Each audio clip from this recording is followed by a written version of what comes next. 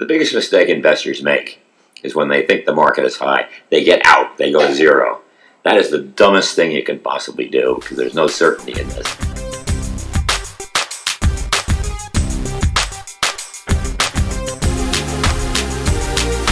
So in my book, which I think, I've signed so many, I don't feel badly about blacking it a little bit. The little book of common sense investing, and I say never have less than 25% of it in equities, and never more. Now there are exceptions to both of those, but I would kind of stick to that. Just make sure you've got a decent position. And I would think today would probably be a time to make a if this is the way the investor feels, this makes you more comfortable, makes you sleep better, to do some kind of a 5 or 10 percentage point reduction. So if he's at 65%, to go to 60 or 65, 60 or 55, excuse me. But there's no, I don't know how to get across. People ask me these kinds of questions all the time. There's no certainty about this. You can be so terribly wrong that you don't want to do anything too big. But in general, I'd say if you're at 60-40, and I happen to be 50-50 myself. I told you that yesterday. And I spend half my time wondering why I have so much in stocks, and the other half wondering why I have so little. The investor's dilemma, I think I call it. But it gets to, presumably the financial ability to withstand risk is there, and the emotional ability there. The investor has to ask for himself.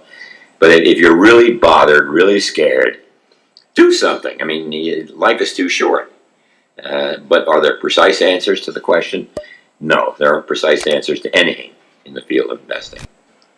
If all of your portfolio is inside Roth IRAs, is it better to use Taylor's 3-fund portfolio or use an equivalent target date or life strategy fund? Nobody knows. Nobody knows. The target date is an interesting kind of an idea. Your equities go down as your age goes up. Your bonds go up as your age goes up. And Taylor's 3-fund portfolio is presumably a buy and hold. And that could easily do better, but could easily do worse. There's just no way that I can think of. You'd have a balanced portfolio in any event. And there's no way that I could predict which will do better.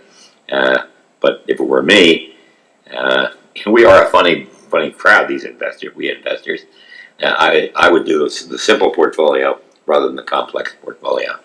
Now that means you don't have as much fun game playing. It's kind of boring. Don't have all your money in the balanced index fund.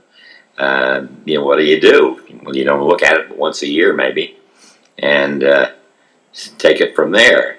So there's just kind of, as the old saying goes, how many angels can dance on the head of a pin? And that's how much you should have in one or the other. I just can't answer the question. I like the statement that, quote, in theory, practice and theory are the same, but in practice they are not, end of quote. Do you have advice for us managing our portfolios on the difference between theory and practice? Well, let me say a couple of things about that. I read a lot of the financial analysts' journal articles and a lot of the Journal of Portfolio Management articles, and I can understand about 15 to 20% of them. They've got all these Greek formulas, and they make things very complicated, and they're looking backward always. So they're doing a lot of data mining.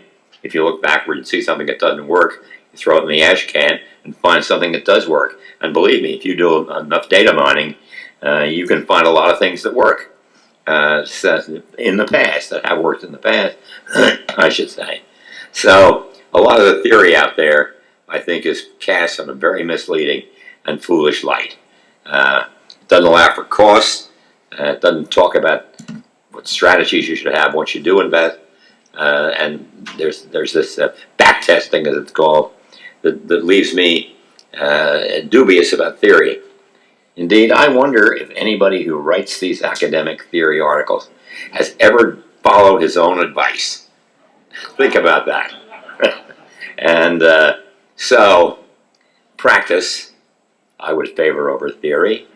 But if you want to tell me that theory, gross return minus cost equals net return, I would follow that. Is that a formula? Is that a theory? Is that a practice? It's certainly a practice, and it's certainly a theory too. There's this old saying about it works in practice. Why the heck doesn't it work in theory? An interesting question. And I think there's much too much kind of the search for the holy grail in investing, the search for the consistently market beating formula, without the knowledge that, as far as I know, in human history, the holy grail does not exist. So you don't want to spend an awful lot more time looking for it. This is from Merrill Moore. What is the single best piece of advice or lesson that you want to pass on to your heirs? Well, obviously, the best single advice is never lose your humanity. Be a good human being. Now, presumably, this is actually aimed at an investment. What do you do about investing? And a single word, I'd say, minimize costs. And start early. That's the second piece of advice. And never stop your regular investment program, no matter whether times are good or bad. I mentioned low cost. Be diversified. And now I've gone over the single piece of advice. Alright, thank you guys for watching. I hope you learned something new today on investing. If you enjoyed the video, make sure to destroy the like button, and as usual, if I missed anything, drop it down in the comment section below. And if you're new here, please subscribe for more videos and real investing advice. Check out some of my other videos from my investing playlist where I talk about the most important topics and teach you what to do. So, until next time, stay the course and keep investing on a regular basis.